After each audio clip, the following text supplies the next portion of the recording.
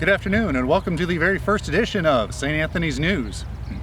This is the May 3rd version of St. Anthony's News. And please be aware we were unable to hire a professional film crew or Lester Holt, so you've got me instead. On this first edition, our top story, of course, is not that great big truck driving by, but building closure being our top story.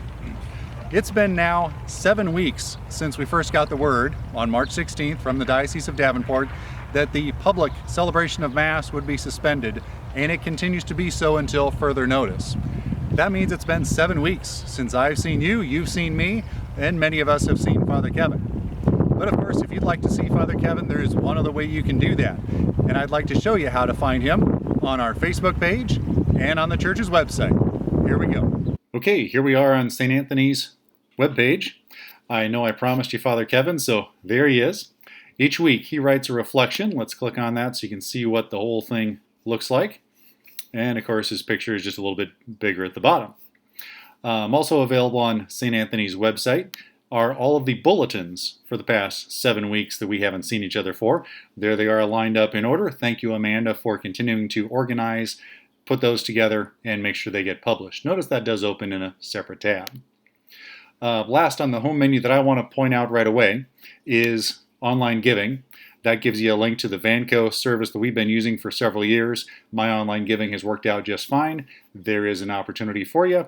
And if you're short on seeing some smiling faces, we're not interested in the map, but maybe these will ring a bell. Hopefully seeing some smiling faces will do you some good here too. And of course that's the end of that particular page. Let's move on to St. Anthony's Facebook page. First thing I want to point out here are posts. These are organized by Abby Glenn, one of our newer parishioners, joined the Catholic Church through the RCIA program a couple of years ago. And these posts come from a variety of different resources. Some are educational, some are inspirational, again, variety of sources. Others come from right here at home. Do you recognize everything that's in the small window there, as well as the speaker? This is the tape recording version of May crowning that happened just a couple of days ago. There are also some announcements that show up in there. Again, lots of opportunities to find familiar things here. Speaking of videos, let's go explore that just a little bit more. On this page, we've got a latest videos playlist if you like that sort of a thing, or here are all of them that we've been recording. I shouldn't say we, I had no part in it.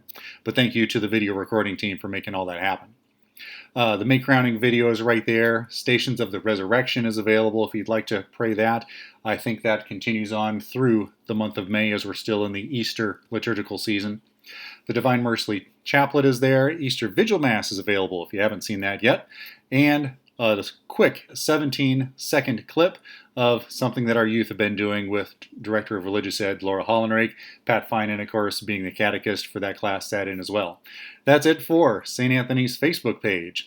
Now let's send you back on to the mobile camera unit. Thanks for joining me with a mobile camera here. What I want to show you today, coming into the hall entrance to church, is that we've got an unlocked door here. Be aware, of course, it's only the front door that's unlocked. The inside door is as locked as you can imagine it to be. But here on the table are all the things you might need for some prayer resources. We've got hand sanitizer. This one, of course, is known as the Little White Book, and so on. So if you need prayer resources, feel free to come and make use of that one open door and those resources that are set out and available there. Thanks for joining me on the mobile camera. Back to the news desk. And back here at the news desk, we'd like to introduce you to one thing that I hope to become a recurring theme in St. Anthony's News, and that is a parishioner spotlight. Remember, even though our building is closed, it's the people of church that make church what it is. It's the people that make community. Even with our building closed, we are the people that minister to those that we already know from our church community and are the face and voice of our church to all those people that are outside of our church walls. This particular parishioner spotlight will be for the family of Matt and Tracy Russell. So let's send it to their location, their home, and be on location. Here we are in the Russell's family yard. Found a nice spot in the shade to do a quick interview, and just wanted to have a short conversation, not really say anything in particular, but just to start off with, what have you guys been doing during all of this time where we stay at home? The kids and I have been at home.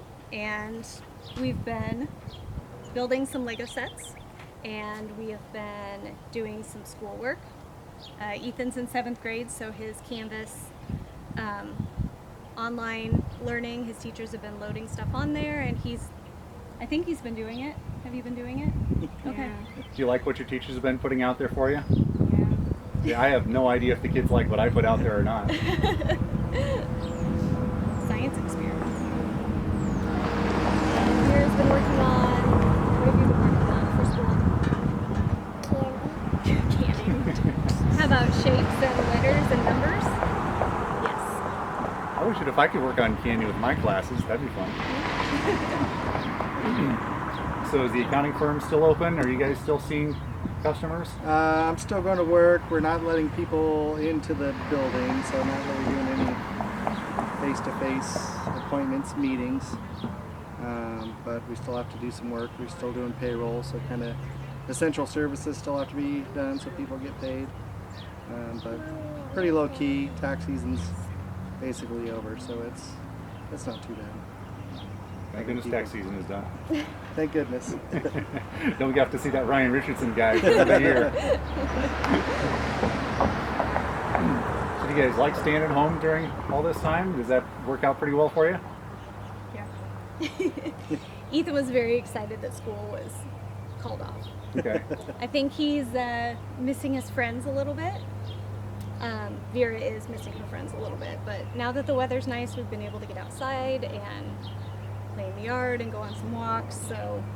And go see my neighbor down at the hill in our backyard. Fantastic. We like seeing our neighbors though. Yes. Yeah, and I want to see Jess again because her dog is out. Okay. We can go down a little bit. I know some people have been using this time to pick up new skills since they have some extra time. They figure they might as well learn something during this time. Have you guys picked up any new skills or new hobbies or started anything that you hadn't done before? I've been being wild at her. Vera's been being wild. What have you been doing? Building things. When you build with Legos, do you have like city sets or? I built the police station. 2014. We have a lot of Lego bricks. So he's been working on rebuilding the actual sets of them. So Pretty tedious finding all the exact blocks that you need. That's what I was about to say. That means you got to find all the pieces to all the original sets and go scrounging for all those that might be missing or a part of some new creation. A lot of shuffle through pieces. it keeps us busy, for sure. Have you guys been able to check out any of the stuff that the church has put out there on social media? Oh, what did we do on the website at Easter for the church? Easter egg hunt. Fantastic. We did We the did- Easter egg hunts. Yep. We did bingo the We other did night. bingo. That was a lot of fun. Yeah, we really liked the That bingo. was a really good turnout. I want to say something. We missed out on trivia yesterday night, or Yeah. Saturday night, Friday night. The weather for What that day night is was it? fantastic. Same I here. stopped in for just like 5 minutes, said hi to everybody on that Zoom call, and then got out and went to the lake and went paddling. And I think as soon as I said it, Mike Kiefer left Mary in the house. I saw it on the Zoom call because Mike beat me out to the lake. He was like, that's a good idea. That's a good idea. Yeah, the weather was pretty nice, but we enjoyed bingo. She can play, so that's what we really like to do. So yeah, and the Easter egg hunt was really fun. And we've caught a couple of the videos that have been out, so. Cool. I love you. Thank goodness we got that on a recording. Do Please keep that. you guys have anything else you want to say while the camera's rolling? Anything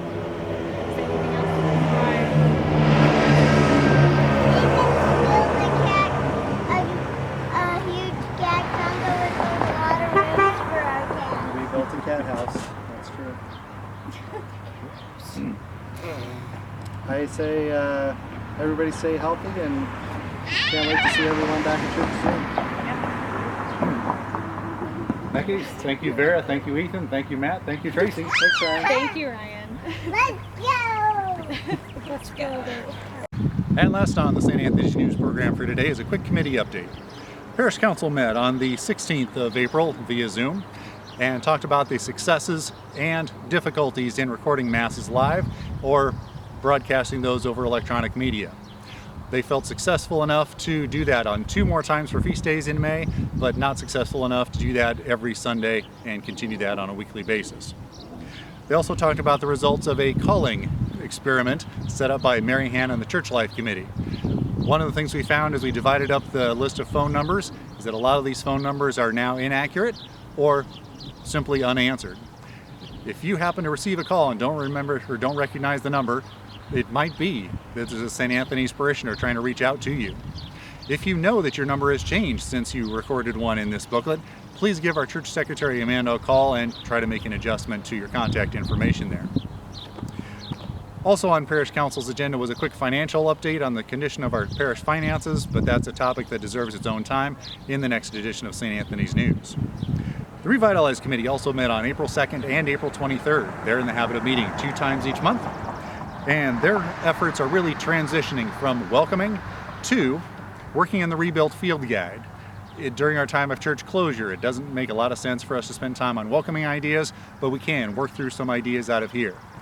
In our last and next meeting, we'll focus time on trying to identify demographically who in Marion County, who in our parish's area are the unchurched, and how can we reach out to them. Buildings and Grounds is also met via chain of emails in the early part of April. They have made certain that our lawn is being mowed, the lawn got sprayed for weeds, and we did a whole bunch of stick pickup in the back side of the rectory lot, so lawn care is happening. They've also, in the last month, made sure that carpet cleaning and carpet repair have been finished, finalized, and that carpet is in good condition, ready to go for at least another 2 years of service. So with that, that's the end of this week's and the first edition of St. Anthony's News. Please remember, it's the people in the church that are the church. We are the community. We are the people who minister to those within and to those outside of our church walls. Signing off, this is Ryan Richardson. Have a good day.